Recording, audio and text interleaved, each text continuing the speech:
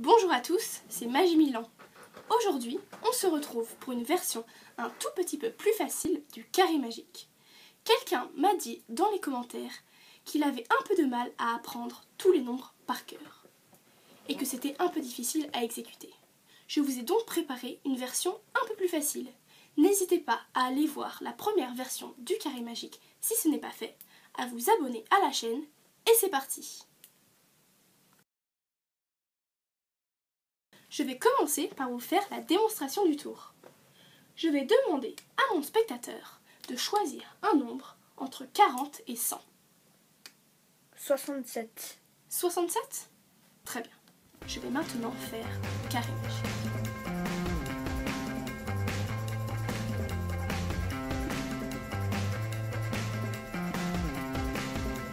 Allons-y.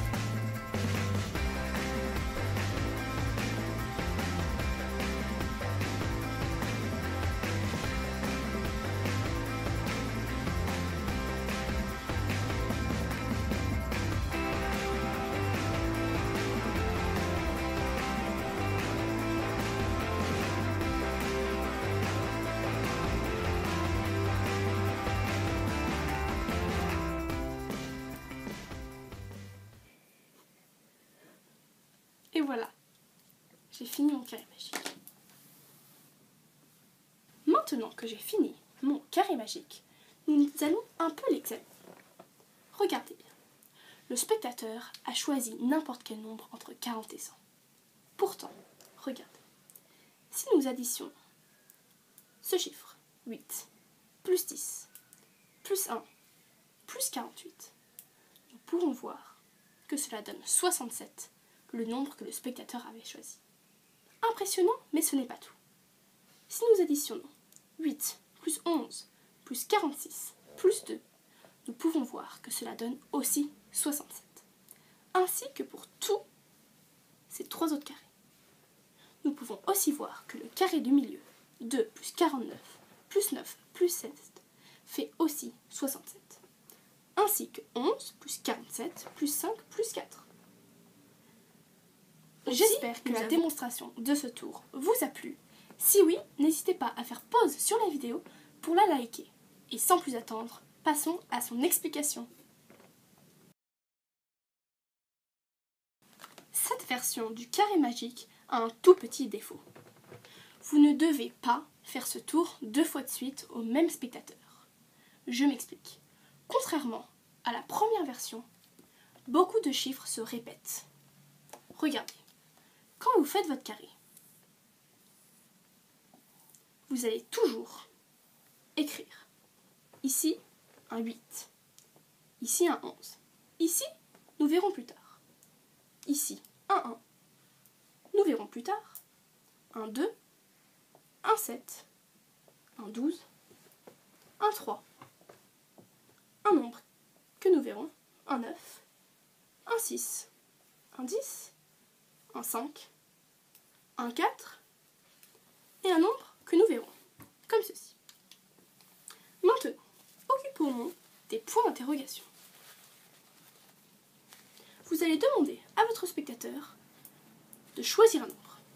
Dans mon exemple, il a choisi 67. C'est important que son nombre soit entre 34 et 100. Pour que cela soit un peu moins suspect, je choisis de lui dire entre 40 et 100. Quand il s'exécute, il vous dit donc son nombre, dans mon exemple c'était 67, vous allez essayer de trouver le nombre n. Je m'explique. N est égal au nom du spectateur moins 20. Sachant qu'il a choisi 67, n sera 67 moins 20 est égal à 47. Et maintenant, regardez. Dans ces cases, nous allons avoir ceci. Dans celle-ci, vous devriez écrire n. Dans notre exemple, n était 67 moins 20 est égal à 47. Dans celle-ci, cela sera n moins 1. 47 moins 1 est égal à 46. Dans celle-là, n plus 2, 47 plus 2 est égal à 49. Et dans celle-là, n, donc 47 plus 1, est égal à 48. Donc, c'est bien important que vous appreniez par cœur tous ces nombres. Mais cette version est beaucoup plus facile car il n'y a pas de calcul comme des divisions. Bien évidemment, vous ne devez donc pas faire ce tour 2 fois de suite au même spectateur, sinon il verra que la plupart des nombres sont toujours les mêmes.